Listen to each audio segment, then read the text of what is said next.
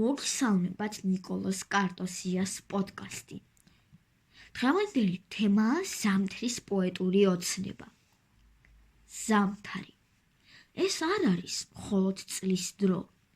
ეს არის ბუნების დიდი, თეთრი პოემა, რომელიც სიჩუმის ტონალობაშია დაწერილი.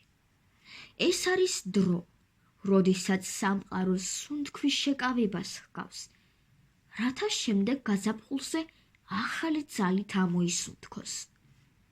შემოდგომის ცეცხლოვანი ფერები განელდა და ახლა ყველაფერს ყინულისფერი, კრისტალური ელვარება გადაეკრა. ბუნება ბერდება და ახალგაზრდავდება ერთდროულად. დგება დიდებული თეთრი ძილი. როდესაც პირველი ფიფქი მოდის, ის ჰაერში ლივლივებს, როგორც ვერცხლისფერი ოცნება. შემდეგ კი მილიონობით ასეთი ოცნება ერთიანდება და ქმნის დიდ, რბილ საბანს, რომელიც ფარავს მიწას. თოვლი ეს არის დუმილი, რომელიც ხილული გახდა. მისი მოსვლა ყველა ბგერას აჩუმებს. ქმნის სამყაროს, სადაც მხოლოდ შენი გულის ცემის და ზოგჯერ სადღაც შორიდან მომავალი ქარის ჩურჩულის გაგონება შეიძლება. ეს არის დრო, როცა ტყე იცვლის სამოს. შიშველი ტოტები იქცევა თოვლისფრად მოქარგულ მაქმანებად. ნაძვები, მწვანე მესაათურები, ახლა ზურმუხტისფერ ტახტზე მჯდარ მეფეებს გვანან, რომელთაც ბრილიანტის ბურუსით შემკული მოსასხამები აქვთ. ყინვაგი ხელოვანია. ის ფანჯრებზე ხატავს აბსტრაქტული ყვავილების და იდუმალი ტყეების გამჭვირვალე ფრესკებს, რომლებიც მზის პირველი სხივებით ქრება. ზამთარი თავისი სიცივით გვაიძულებს მივმართოთ შინაგან სითბოს. ეს არის სულის ინტროსპექციის დრო. სახლის სითბო ახლა განსაკუთრებულ ფასეულობას იძენს.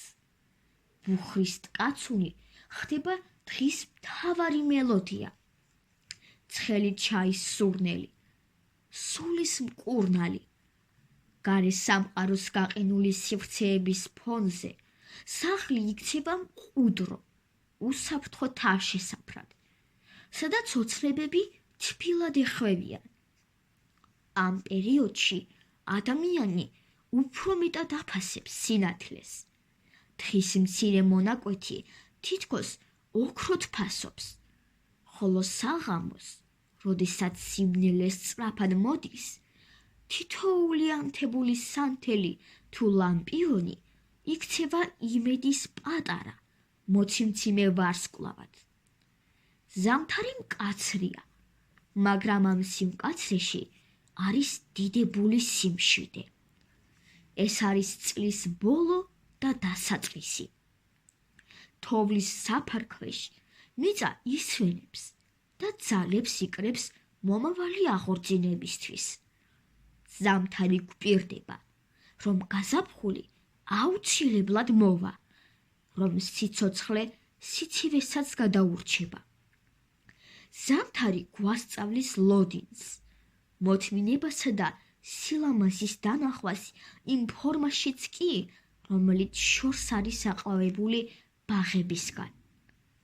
ეს არის ბუნების დიდებული, თეთრებში გამოწყობილი დედოფალი, რომელიც თავისი ჩუმი მმართველობით გვაჩვენებს, რომ დასვენებაც სიცოცხლის ნაწილია.